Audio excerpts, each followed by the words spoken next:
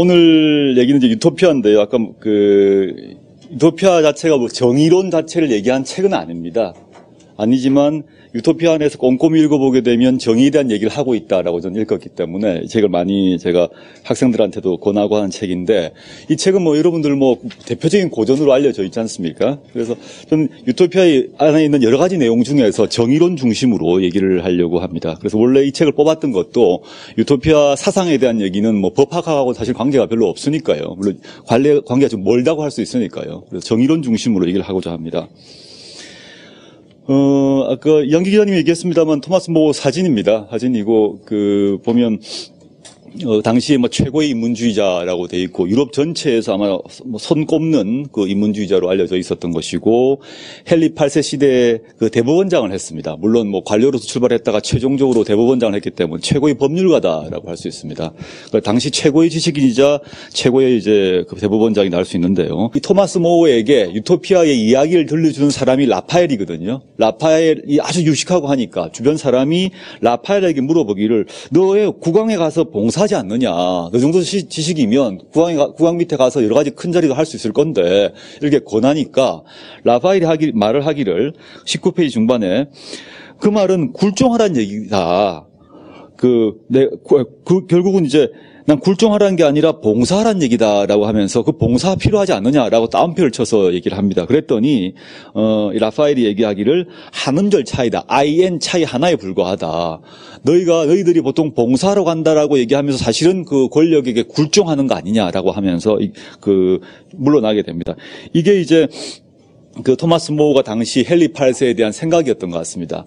이건 사실 더 엮어보게 되면 권력과 지식인과의 관계가 무언가를 또 보여주는 겁니다. 그 다음에 이제 왼쪽 사진 보게 되면 왼쪽이 앤 볼린입니다. 이 사람과 결혼하려고 이제 그 법을 바꾸고 자신이 그 교회의 수장이 되죠. 또 사실은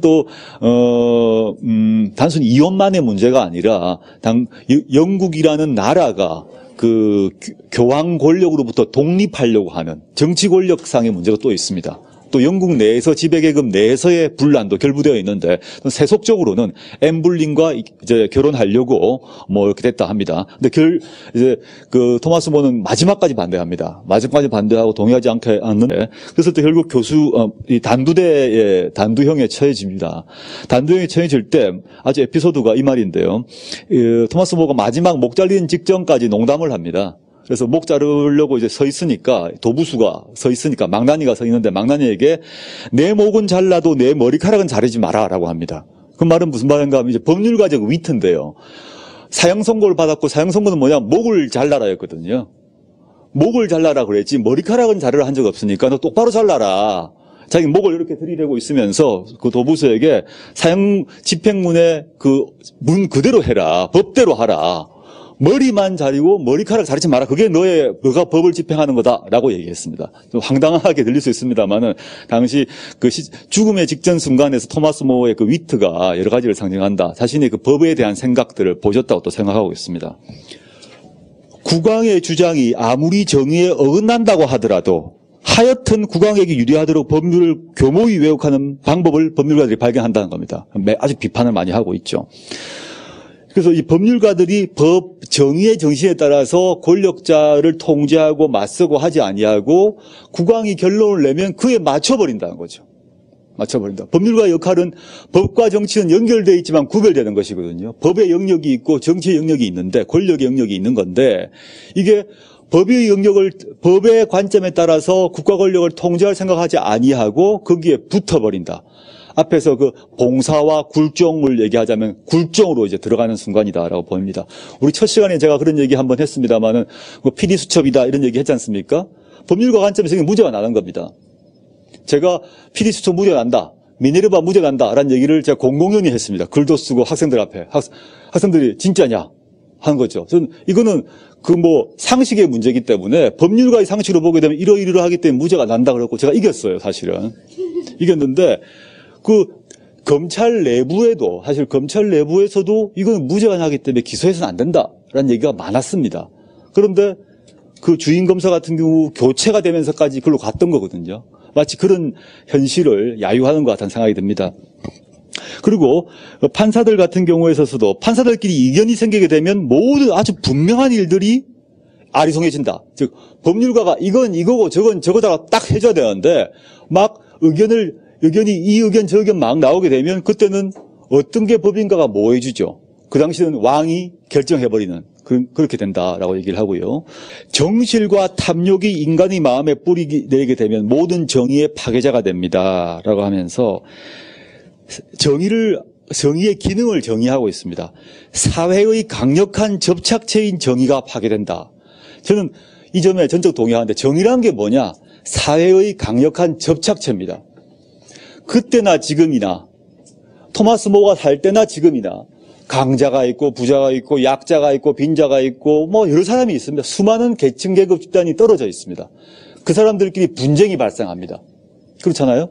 지난번에 이 세상 살아는 이 세속의 삶은 분쟁과 자유로울 수 없다는 거죠. 재산 분쟁이건 또는 무슨 분쟁이 발생하는데 그 분쟁을 일으킨 각각 사람들은 각자 다른 계층 계급 집단에 속해 있습니다. 근데 그 정의의 의미는 이런 분쟁 문제를 올바르게 해결해주고 그 분쟁 당사자들이 승복을 해야 되죠. 정의를 집행하게 되면 이 어느 쪽이든 맞다라고 해야 되는 거죠. 그러면서 사회 통합이 되는 거거든요. 사회 통합이 되려면 내가 강자이고 부자이고 약자이고 빈자이고 하는 간에 어떤 그 정의가 집행되게 되면 머리를 끄떡끄떡 할 수 있어야 됩니다. 그때 통합력이 생기고 그때 계층계급 사이에 쪼개진 두 개의 나라, 두 개의 국민이 아니라 하나가 되는 접착제가 만들어집니다. 난 지금 못 살지만 내가 또 좀 부자지만 어떻게 하다 하더라도 이 원칙은 맞는 거다. 그게 바로 정의라고 좀 보고 있습니다. 슬럼에 사는 흑인이 있고 유복한 백인 중산층이 있다 이겁니다. 똑같이 공부할 기회를 다 줬어요. 공립학교에서. 주면 기회를 줬으니까 공부할 기회를 다 줬다. 공부할 기회는 또 숙식도 줬다. 그러면 그때부터 경쟁해가지고 백인 쪽이 우월하면 그대로 놔둘 거냐? 이런 문제가 됩니다. 우리 사회에서 보게 되면 우리 사회에서도 계층 계급이 많이 다를 거 아니겠습니까? 그러면 아주 어려운 집에서 태어난 아이가 있습니다. 그 아이에도 너에게 뭐 우리나라에서 기본적인 교육은 다 갔다. 초등학교 교육, 의무교육 가고 뭐 갔는데 너에게 충분한 기회가 있다. 기회를 줬다. 열심히 기회를 줬는데 그 기회를 열심히 했지만 실질적으로 형식적으로는 기회가 평등하게 갔지만 형식적으로는 실질을 들어보게 되면 그 출발선이 다르거든요. 서울 지역에서 한 반 안에 있는 학생들 같은 경우도 똑같이 그 안에 와 있죠. 무상으로 초등학교로 교육을 하지 않습니까? 무상으로 초등학교 교육을 하고 그 안에 다 있고 평등한 기회를 줬습니다. 그 아이들에게. 그렇지만 그 아이 하나는 그 기회를 활용할 수 있는 그 삶의 기회가 달라집니다. 집안 환경이 어떠한지 다 다르죠, 실제. 그럼 차별이라면 그 차별 상태를 그대로 계속 고착시키는 게 맞느냐? 그게 아니란 것이 롤스의 얘기입니다.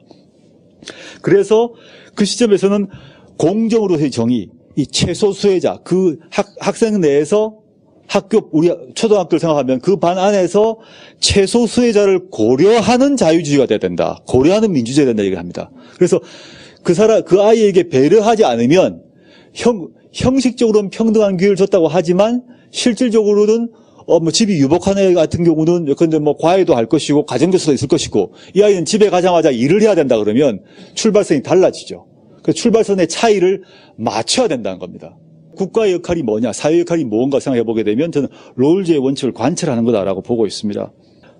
마무리하자면 이게 미국의 연방대법원의 대법관입니다. 그 벤자민 카도소라고 제가 개인적으로 아주 존경하는 대법관이기도 하고 이 사람이 미국 내에서는 좌나 우나 진보 보수를 떠나서 이 사람의 실력에 대해서는 아무도 얘기하지 못하는 그런 최강의 법률가 중에 한 명입니다.